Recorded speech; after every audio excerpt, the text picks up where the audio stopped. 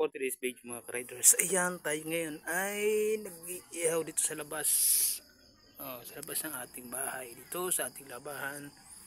Kasi nga, pumili tayo ng isang pirasong bangus. Ayan, mga ka-riders. Ang aking anak na ihaw naman daw kami. Kami naman daw ay mag-ihaw at sawa na sa ibang luto ng isda. So bangus yan mga ka-riders.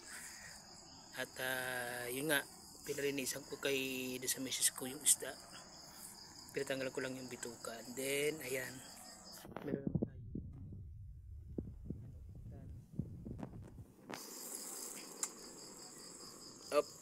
masyadong malakas ng apoy.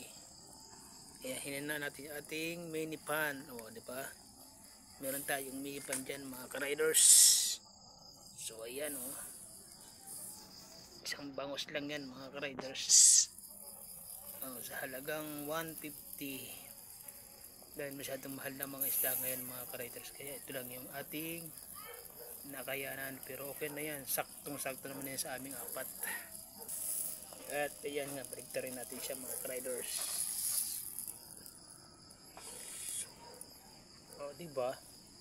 So hindi na natin siya binalot sa hindi ko na siya binalot sa dahon ng saba o kaya ay binalutan ng foil para dahil wala rin naman dito masyado makuha ng dahon ng saging o kaya ay wala man akong stock dito ng foil.